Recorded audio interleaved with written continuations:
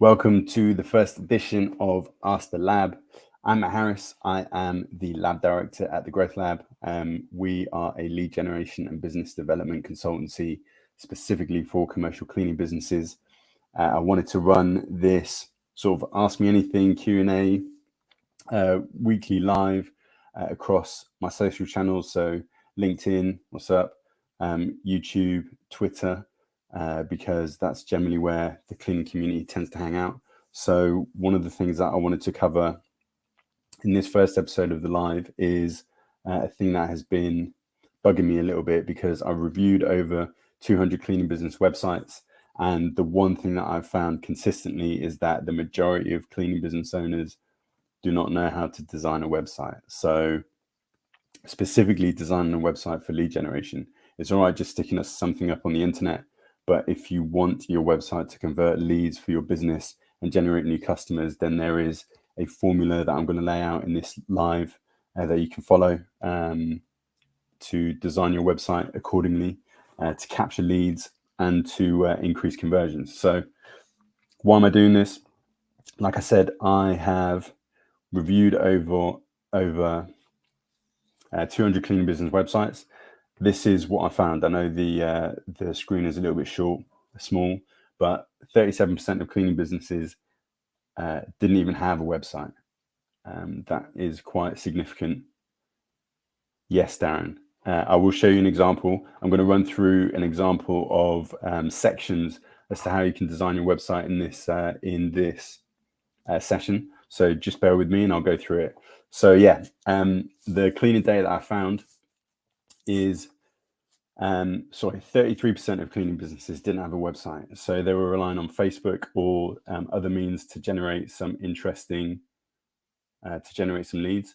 Of the 67% of cleaning businesses that did have websites, only 37% had a call to action. So either encouraging the visitor to request a quote or to book a call. 35% displayed testimonials and reviews on the website. Now that's quite important because it increases your search ranking and SEO. 35% also displayed their prices and service descriptions. 32% had a clear offer for their target audience. 32% focused on a specific niche, and a big fat zero had any lead magnets on their website. So you can see the schedule here. This is what we're going to run through. In order to create a website that's going to be able to generate some leads for you, the first thing you need to do is identify your target market, hone in on your niche, and create a customer avatar. Now, there are a couple of resources that I can direct you to download a customer avatar template that you can use. But those three specifics are going to help you sort of hone in as to the messaging that you need to put on your website. It's important because having a website increases the credibility of your business, and it improves your chances of showing up in Google searches, and ultimately improves your chances of generating leads. So if you've got a targeted and focused website specific to your market and your niche, then that's going to increase the chances of you being able to generate leads. The Cleaning Company is one business that I found have nailed this specifically, because their focus is on cleaning in the education sector. So they only deal with schools, academies. That is the focus of their cleaning business. So they've got their market and their niche identified. They've got it nailed on. Now, once you've got your market and your niche and your customer avatar sorted out, the next step is actually designing the website. So there's 8 elements that I'm going to go through in this slideshow. And if you want a live example, I'll be able to see whether I can tie in a link to my website, because I've run through the flow of that quite well. But in these 8 steps, the first step is having a clear header. So that means the job of the header is, once a visitor lands on your website, the header should encourage them to read the rest of the website. It needs to pass a 2-second test by answering questions with a clear and concise statement. So the 3 questions it needs to answer is: what does your cleaning business offer? How will it make your customers' lives better? and what's your call to action? Like, how does the customer get this? One cleaning business that I found has done this really well is Dazzle. They have got a clear offer. They offer eco and tech-led office cleaning.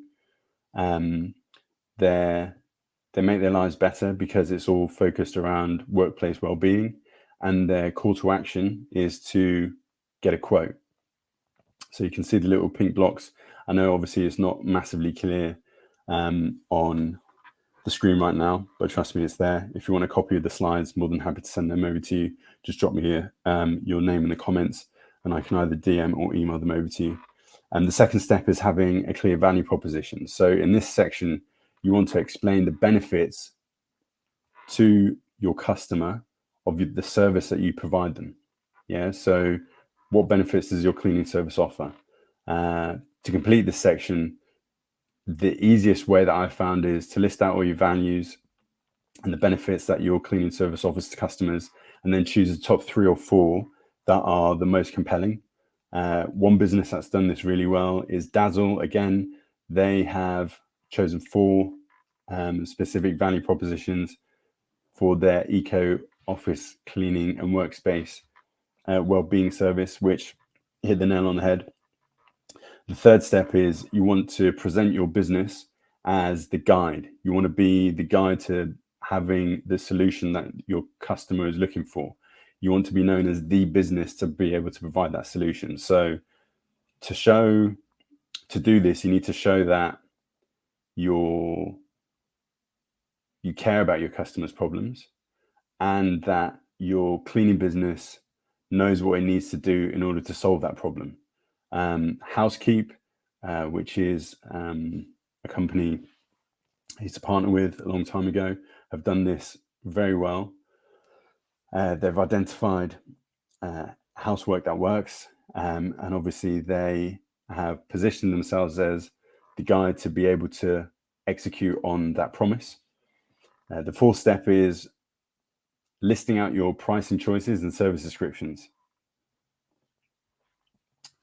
And the reason you want to have this is you want to be able to show quite clearly what the customer is able to purchase, and if you choose to, the price they're able to purchase that at.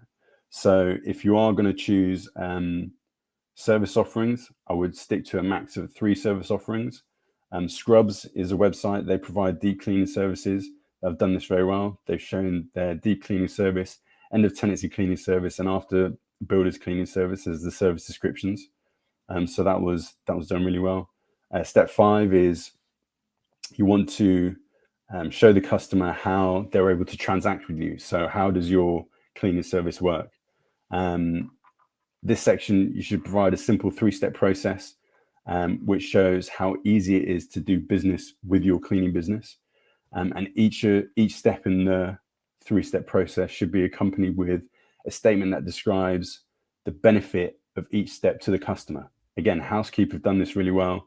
They've set out that you just need to type in your email address, download the app, and then you're able to book your cleaning online, completely hassle-free and frictionless.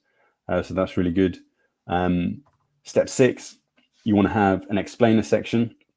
Now, this section of the website is offering a more in-depth explanation of what your cleaning service provides to clients, and also deals with some common frequently asked questions. So to think about creating this section, you need to ask yourself, what are the 5 or 6 reasons customers would not choose to do business with your cleaning company? And then you need to add statements to overcome those objections. Again, Housekeep have done this really well. They've handled this in the form of an FAQ. So they've got 4 or 5 questions on their website, the common questions that obviously they've identified that clients tend to ask. So they've handled that, and it's all, a nice clean interface. So it's easy to find, easy to deal with, easy to read. Step 7, you want to include some social proof. As I mentioned at the top of the episode, quite a lot of cleaning businesses don't have reviews listed or included on their website. So if your business collects reviews regularly, then you want to make sure that when people land on your website, you demonstrate those reviews to them, right? You make them aware of the reviews because it shows how good your service is. Also, reviews help, as I mentioned, help to increase your SEO and help to optimize your websites. They help to boost your listings on Google, which, if you're ranked high on Google, if you're ranked in the first on the first page on Google, then it's more likely that you'll be able to generate more leads to convert. So the aim is to get, obviously, customers to leave you a review on Google, simply because it's the biggest platform where people go to search, and it will help with your local SEO ranking. So it's important to include reviews on your website. Dazzle, again, have done this very well, as have Housekeep, but I've used Dazzle as an example. They've got their reviews straight on the landing page. You can see what their rating is. You can see their star rating and how many reviews they've collected.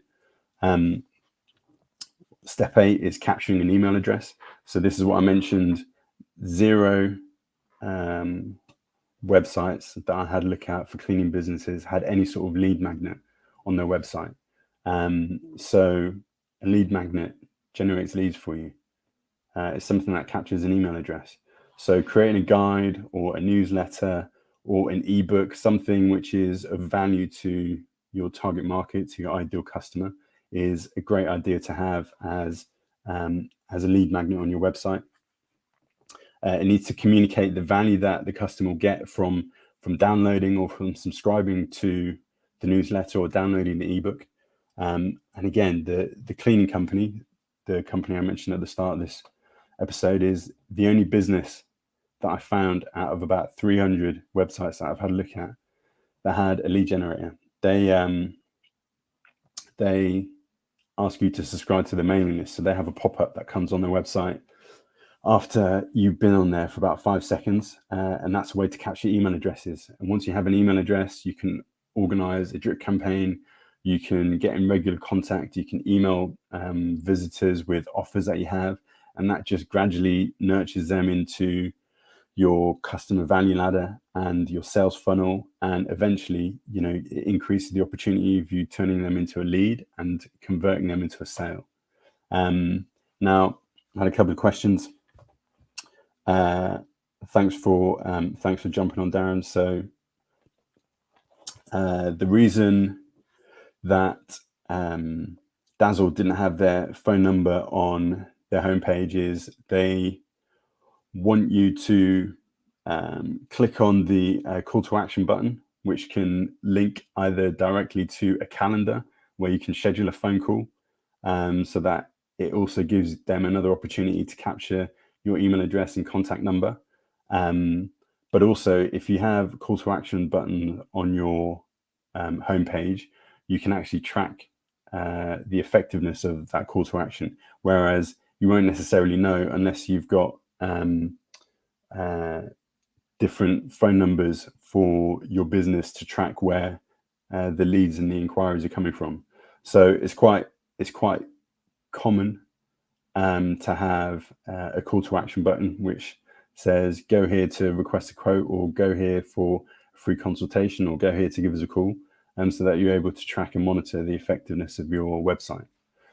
So look, if you guys want a copy of the presentation, which I'll remember next time to put it in portrait view instead of landscape, in landscape instead of portrait, by all means, drop me a comment. More than happy to ping it over to you. But look, the intention is I want to go live like this on a regular basis. There's quite a few things that I found, improvements and changes and suggestions to be made to cleaning business owners to help them increase their lead generation. Obviously, we're here at the Growth Lab. That's what we do day to day. We generate leads for commercial cleaning businesses. So whether that's